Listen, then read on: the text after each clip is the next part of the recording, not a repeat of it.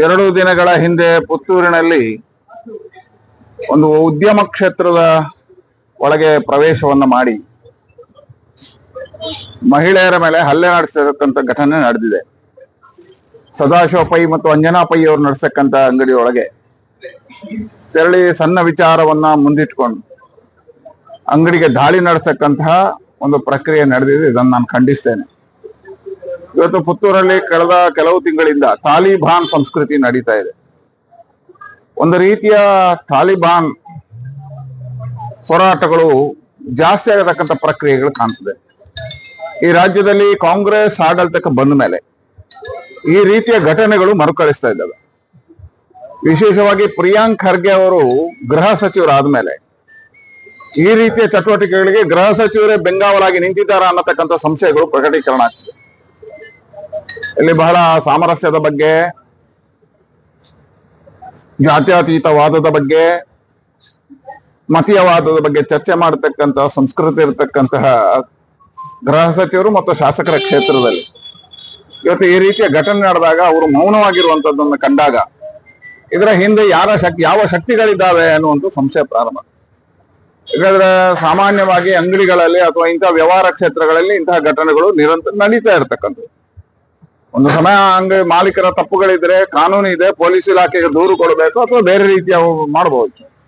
ಆದ್ರೆ ಏಕಾಏಕಿ ಮಹಿಳೆ ಮತ್ತು ಒಂದು ಪ್ರಾಯಸ್ಥ ಹುಡುಗಿ ಇರ್ತಕ್ಕಂಥ ಅಂಗಡಿ ಒಳಗೆ ನುಗ್ಗಿ ಅವ್ರ ಮೇಲೆ ಹಲ್ಲೆ ಮಾಡ್ತಕ್ಕಂಥದ್ದು, ಅವ್ರ ಮೇಲೆ ದೌರ್ಜನ್ಯ ನಡೆಸಿರ್ತಕ್ಕಂಥದ್ದು ಈ ರಾಜ್ಯದಲ್ಲಿ ಈ ಸರ್ಕಾರದ ಇವತ್ತು ಕಾನೂನು ಸುವ್ಯವಸ್ಥೆಗಳು ಹಾಳಾಗಿರುವುದಕ್ಕೆ ಕಾರಣ ಅಂತ ಅನಿಸ್ತಿದೆ. ಮತ್ತೆ ಈ ಘಟನೆ ನಡೆದ ನಂತರ ನಡೆದಿರ್ತಕ್ಕಂಥ ವಿದ್ಯಮಾನಗಳನ್ನು ಕಂಡ್ರೆ ಪೊಲೀಸ್ ಇಲಾಖೆ ಒನ್ ಸೈಡ್ ಕೆಲಸವನ್ನ ಮಾಡ್ತಾ ಇದೆಯಾ ಅನ್ನುವಂಥ ಸಂಶಯಗಳು. ಯಾರ ಒತ್ತಡ ಇದೆ? ಯಾಕಂದ್ರೆ ಹಲ್ಲೆ ವಿಡಿಯೋವನ್ನು ನೋಡಿದೆ, ನಾನು ವಿಡಿಯೋ ಗಮನಿಸಿದೆ. ಗಮನಿಸಿದಾಗ 50-60 ಜನರ ತಂಡ ಬಂದು ಅಂಗಡಿ ಒಳಗೆ ನುಗ್ತದೆ. ಅಲ್ಲಿರ್ತಕ್ಕಂಥ ಮಾಲೀಕರ ಮೇಲೆ ಹಲ್ಲೆಯನ್ನ ಮಾಡ್ತದೆ. ಸಹಜವಾಗಿ ಅವ್ರ ಮೇಲೆ ಕೈ ಎತ್ತಿದಾಗ ಅಲ್ಲಿರ್ತಕ್ಕಂಥ ಅವ್ರ ಮಗ ಅದನ್ನು ವಿರೋಧ ಮಾಡ್ತಕ್ಕಂಥ ಸರಿ ಇದೆ, ವಿರೋಧ ಮಾಡಿದ್ದಾನೆ. ಅವನ ಮೇಲೂ ಹಲ್ಲೆ ಆಗಿದೆ, ಮಹಿಳೆಯರ ಮೇಲೆ ಇಬ್ಬರ ಮೇಲೆ ಹಲ್ಲೆ ಆಗಿದೆ. ಇವತ್ತು ಆಸ್ಪತ್ರೆಗೆ ದಾಖಲಾಗಿದ್ದಾರೆ. ಅವ್ರಿಗೆ ಫ್ರಾಕ್ಚರ್ಗಳಿದಾವೆ. ಇದು ವೈದ್ಯರುಗಳ ಹೇಳಿಕೆ ಫ್ರಾಕ್ಚರ್ ಇದೆ ಅಂತ ಹೇಳ್ತಕ್ಕಂಥ, ಯಾರ್ದೋ ನಮ್ಮವರ ಹೇಳಿಕೆ ಅಲ್ಲ. ಅದರ ವೈದ್ಯಕೀಯ ಪರೀಕ್ಷೆಗಳನ್ನು ಮಾಡಿದಾಗ ಹಲ್ಲೆ ಆಗಿರುವಂತದ್ದು ಮತ್ತು ಫ್ರಾಕ್ಚರ್ ಆಗಿರ್ತಕ್ಕಂಥದ್ದು ಸ್ಪಷ್ಟ ಆಗಿದೆ. ಆದ್ರೆ ಇವತ್ತು ಕೇಸು ದಾಖಲು ಮಾಡಿದಾಗ ಆ ಮಾಬ್ ಕ್ರಿಯೇಟ್ ಮಾಡಿ ಹಲ್ಲೆ ಮಾಡಿದವರ ಮೇಲೆ, ಆ ಮಾಬ್ ಕ್ರಿಯೇಟ್ ಮಾಡಿ ಅಂಗಡಿ ಒಳಗೆ ನುಗ್ಗಿದವ್ರ ಮೇಲೆ, ಆ ಮಾಬ್ ಕ್ರಿಯೇಟ್ ಮಾಡಿ ಹಲ್ಲೆ ಮಾಡಿದವ್ರ ಮೇಲೆ ಕೇಸುಗಳಿಲ್ಲ. ಯಾರು ಹಲ್ಲೆಗೊಳಗೆ ಆಗಿದ್ದಾರೆ, ಯಾರು ಆ ಘಟನೆಯಲ್ಲಿ ಇದಕ್ಕೆ ನೋವಾಗಿದೆ, ಅವ್ರ ಮೇಲೆ ಇವತ್ತು 307 ಕೇಸ್ ಹಾಕಿದ್ದಾರೆ. ಒಂದು ಮಹಿಳೆ ಮೇಲೆ 307, ಒಬ್ಬ ಹುಡುಗನ ತಪ್ಪಿದ್ರೆ ಬಂಧಿಸಿದ್ದಾರೆ. ತಪ್ಪಿ ನಾವೇನದನ್ನು ಸಮರ್ಥನೆ ಮಾಡ್ತಾ ಇಲ್ಲ. ಆದ್ರೆ ಆ ಘಟನೆ ಅವ್ರ ಅಂಗಡಿಗೆ ನುಗ್ಗಿದ ಮೇಲೆ ಆಗಿರುವಂತ ಘಟನೆ. ಹೋಗಿ ಎಲ್ಲ ಹೊಡೆದಿಲ್ಲ, ಆದ್ರೆ ಅವನ ಮೇಲೆ 307. ಸರಿ, ಅವ್ರ ಮೇಲೆ 307 ಹಾಕಿದ್ರಿ, ಹಲ್ಲೆ ಮಾಡಿದ್ರ ಮೇಲೆ ಯಾಕೆ ಕೇಸ್ ತಗೊಳ್ಳಿಲ್ಲ? ಯಾವ ರೀತಿಯ ಕಾನೂನು ನಿಮ್ದು? ಯಾವ ರೀತಿಯ ಕಾನೂನು ಸುವ್ಯವಸ್ಥೆ ಇದು? ಕೇವಲ ಒಂದು ಮತದ ಮೇಲೆ, ಒಂದು ಧರ್ಮದ ಮೇಲೆ ಮಾಡತಕ್ಕಂಥ ಕೇಸುಗಳನ್ನು ಹಾಕತಕ್ಕಂಥ ಕ್ರಿಯೆಗಳಾಗಿದ್ದಾವೆ.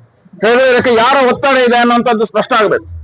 ಇದರ ಹಿಂದೆ ಯಾರ ಕೈವಾಡಗಳಿದ್ದಾವೆ ಅಂತ ಹೇಳುವಂತದ್ದು ಆಗ್ಬೇಕು. ಏನು ತಾಲಿಬಾನ್ ಸಂಸ್ಕೃತಿಯನ್ನ ವಿಸ್ತಾರ ಮಾಡೋದಕ್ಕೆ ಹೊರಟಿದ್ದೀರಿ ನೀವು? ಈ ರಾಜ್ಯದಲ್ಲಿ ಮತ್ತೆ ಇಂತಹ ಘಟನೆಗಳನ್ನು ಮಾಡ್ತಕ್ಕಂಥ ಪ್ರಯತ್ನಗಳನ್ನು ನೀವು ಮಾಡ್ತೀರಾ ಅನ್ನುವಂಥ ಪ್ರಶ್ನೆಗಳನ್ನು ನಾವು ಕೇಳ್ತೀವಿ. ಇವತ್ತು ಗೃಹ ಸಚಿವರು ಯಾಕೆ ಮೌನ ಆಗಿದ್ದಾರೆ? ಪುತ್ತೂರಿನ ಘಟನೆ ಬಗ್ಗೆ ಯಾಕೆ ಮಾತಾಡ್ತಾ ಇಲ್ಲ? ಸರಿಯಾದಪ್ಪ ಹೇಳಿಕೆಯನ್ನು ಕೊಡಿ. ನೀವು ಬಾಕಿ ಉಳಿದಂತ RSS ಬಗ್ಗೆ ಬಾಕಿ ಉಳಿದಂತ ಮಾತನಾಡಲಿಕ್ಕೆ ನಿಮಗೆ ದಮ್ಮಿದೆ? ಇವತ್ತು ಈ ಮತೀಯವಾದದ ವಿರುದ್ಧ ಯಾರೇ ಮಾಡ್ಲಿ, ಅದು ತಾಲಿಬಾನ್ ಸಂಸ್ಕೃತಿ ವಿರುದ್ಧ ಯಾಕೆ ನೀವು ಮೌನ ಆಗಿದ್ರಿ? ಯಾಕೆ ಇಲ್ಲಿ ಶಾಸಕರು ಮೌನ ಆಗಿದ್ದಾರೆ? ಉತ್ತರ ಹೇಳಬೇಕಲ್ಲ. ಅವ್ರ ಜವಾಬ್ದಾರಿ ಅಲ್ವಾ? ಸರ್ಕಾರ ನಡೆಸ್ತಾ ಇಲ್ವಾ? ಕಾನೂನು ಸುವ್ಯವಸ್ಥೆ ಕಾಪಾಡಬೇಕಾಗಿರ್ತಕ್ಕ ನಾಳೆ ಸಾಮಾನ್ಯ ಮಹಿಳೆಯರು ಹೇಗೆ ದಾರಿಯಲ್ಲಿ ಹೋಗುದು? ಒಂದು ತಿಂಗಳ ಹಿಂದೆ ಪುರುಷರಗಟ್ಟೆಯಲ್ಲಿ ಘಟನೆ ಆಗಿದೆ. ಮಹಿಳೆಯ ಮೇಲೆ ಚೂರಿ ಹಿಡ್ಕೊಂಡು ಹೊರಟಿದ್ದಾರೆ. ಅದಾಗಿ ಒಂದು ವಾರದಲ್ಲಿ BC ರೋಡಲ್ಲಿ ಹತ್ಯೆ ಆಗಿದೆ. ಈ ರೀತಿಯ ಘಟನೆಗಳು ದಕ್ಷಿಣ ಕನ್ನಡ ಜಿಲ್ಲೆಯಲ್ಲಿ ನಡೀತಾ ಇದೆ. ಕಾನೂನು ಸುವ್ಯವಸ್ಥೆ ಎಲ್ಲಿ ಹೋಗಿದೆ? ಮಹಿಳೆಯರಿಗೆ ಇವತ್ತು ರಕ್ಷಣೆ ಇಲ್ಲ. ಶಾಲೆಗೆ ಹೋಗುವ ಮಕ್ಕಳಿಗೆ ರಕ್ಷಣೆ ಇಲ್ಲ, ಉದ್ಯೋಗಕ್ಕೆ ಹೋಗುವ ಮಕ್ಕಳಿಗೆ ರಕ್ಷಣೆ ಇಲ್ಲ, ಅಂಗಡಿಯಲ್ಲಿ ಇರ್ತಕ್ಕಂಥವ್ರಿಗೆ ರಕ್ಷಣೆ ಇಲ್ಲ, ದಾರಿ ನಡೆಯೋರಿಗೆ ರಕ್ಷಣೆ ಇಲ್ಲ. ನಿಮ್ ಇಲಾಖೆಯ ಜವಾಬ್ದಾರಿಗಳೇನು ಅನ್ನುವಂಥ ಪ್ರಶ್ನೆಯನ್ನು ನಾನು ಗೃಹ ಸಚಿವರಿಗೆ ಕೇಳ್ತೇನೆ ಮತ್ತು ಪೊಲೀಸ್ ಇಲಾಖೆ ಎಚ್ಚರಿಕೆಯನ್ನು ಕೊಡ್ತೇನೆ. ನೀವೇನು ಒಂದೇ ಧರ್ಮದ ಮೇಲೆ ಹಲ್ಲೆ ಆದವ್ರ ಮೇಲೆ, ಹಲ್ಲೆಗೆ ಒಳಗಾದವ್ರ ಮೇಲೆ ಕೇಸ್ ಹಾಕಿದಿರಿ, ನಾವು ಅದನ್ನು ಪ್ರಶ್ನೆ ಮಾಡೋದಿಲ್ಲ, ಅದು ನಿಮ್ಮ ನಿಯಮ. ಆದರೆ ಹಲ್ಲೆ ಮಾಡಿದವರಿಗೆ ಯಾಕೆ ಶಿಕ್ಷೆ ಕೊಟ್ಟಿಲ್ಲ? ಅವ್ರ ಮೇಲೆ ಯಾಕೆ ಕ್ರಮ ಕೈಗೊಳ್ಳಿಲ್ಲ? ಅವ್ರ ಮೇಲೆ ಯಾಕೆ 307 ಹಾಕಿಲ್ಲ? ಅವ್ರು ಯಾರಾದ್ರೂ ಆಸ್ಪತ್ರೆ ಅಡ್ಮಿಟ್ ಆಗಿದಾರ? ಅವ್ರ ಮೇಲೆ ಇಂಥ ಹಲ್ಲೆ ಘಟನೆ ಇದೆಯಾ? 307 ಹಾಕ್ಬೇಕಾದ್ದು ಹಲ್ಲೆ ಮಾಡಿದವ್ರ ಮೇಲೆ.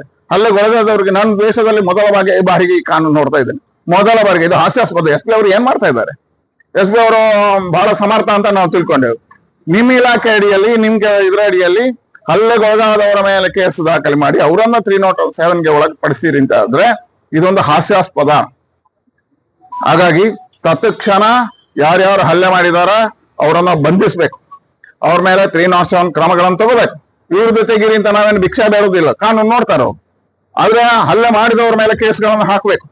ಹಾಕದಿದ್ರೆ ಮುಂದಕ್ಕೆ ನಾವೆಲ್ಲರೂ ಭಾರತೀಯ ಜನತಾ ಪಾರ್ಟಿ ಇದರ ಬಗ್ಗೆ ಗಂಭೀರವಾಗಿರ್ತಕ್ಕಂಥ ಚಿಂತನೆಯನ್ನು ಮಾಡಬೇಕಾಗಿತ್ತು. ಮುಂದಕ್ಕಾಗುವಂತ ಎಲ್ಲ ಅನಾಹುತಗಳಿಗೆ ಸರ್ಕಾರ ಜವಾಬ್ದಾರಿ.